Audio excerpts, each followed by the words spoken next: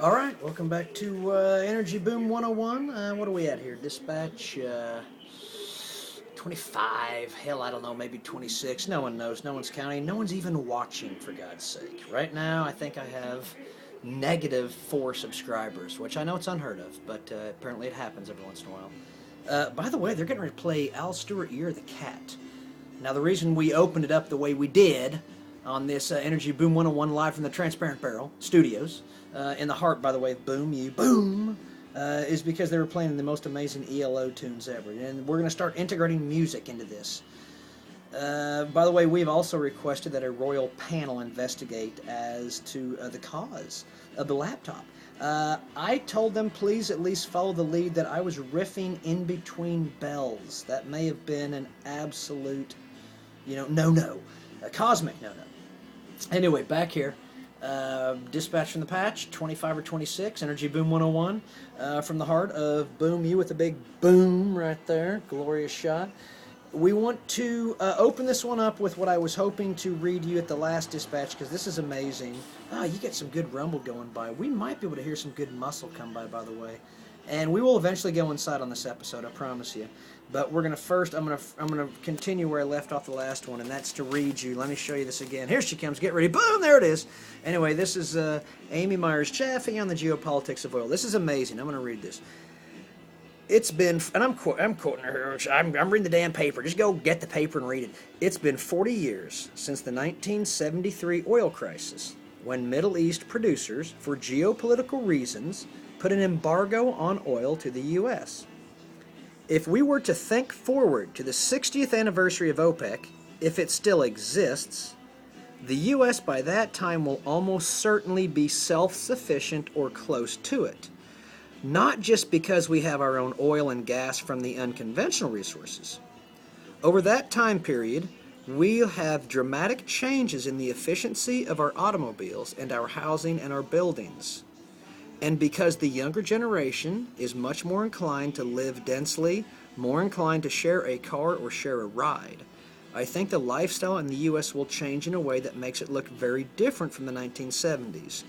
Okay, quick pause so I can just drop in my opinion. I think she's absolutely spot on. I think she's identified the big changes and the trends that are happening, which is why I keep saying that the United States is reducing its consumption of crude oil continually.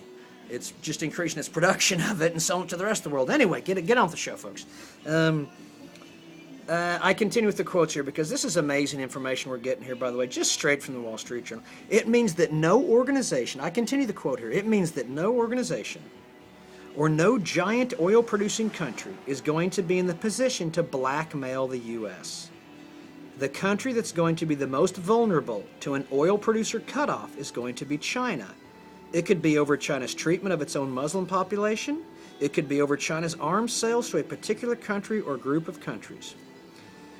Okay, so basically what she's saying there is that just like OPEC, for geopolitical reasons, is what she called it, put an embargo on the United States oil, OPEC will probably most likely do it again to China, and their reason could be China's treatment of a Muslim population, which obviously OPEC would sympathize with. Shocker there.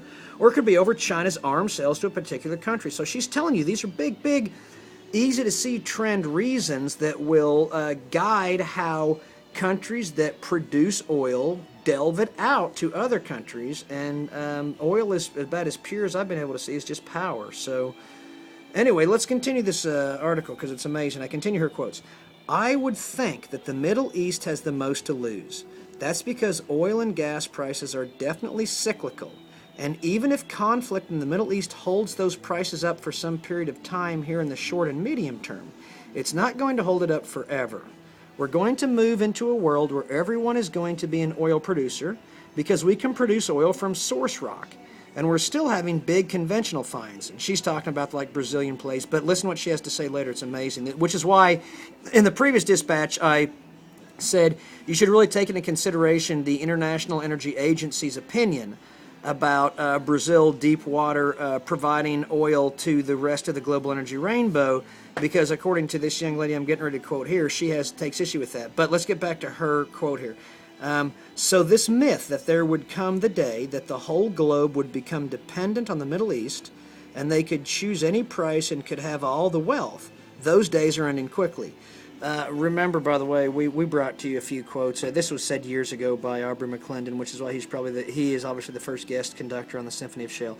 When I believe, I hope I quoted him correctly, but I know someone said this, and I gave him attribute rights, that the one of the greatest shifts in global economic wealth is occurring, and I think he's probably right. But let's see, because according to this Amy Myers, Jaffe, I apologize. I hope to get that correct someday.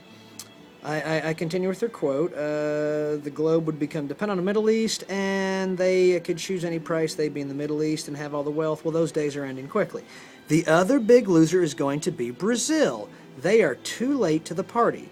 This pre-salt offshore oil formations found under thick layers of salt, which is exactly what basically we just reported to you on in a few episodes previous when we talked about the Brazilian play that had just occurred in that huge offshore oil field called the Libra. And if I remember correctly, this gives me a chance to pull up my encyclopedic memory of nothing to remember that the Libra field was a $208 billion agreement, $8 billion signing bonus, of course, over 35 years. Paid out by 4 companies that have decided to jump in, which is basically 3 countries. The country of France through Total, the country of China through CNPC and CNOOC, and then who was the final cat to jump in there? Shit, I can't remember, but it'll come to me eventually. But they all split. They split it 4-way. And the 4th one will come to me. But oh shit! Don't do it. Don't ask. Don't disrespect. That's a lot like don't ask, don't tell.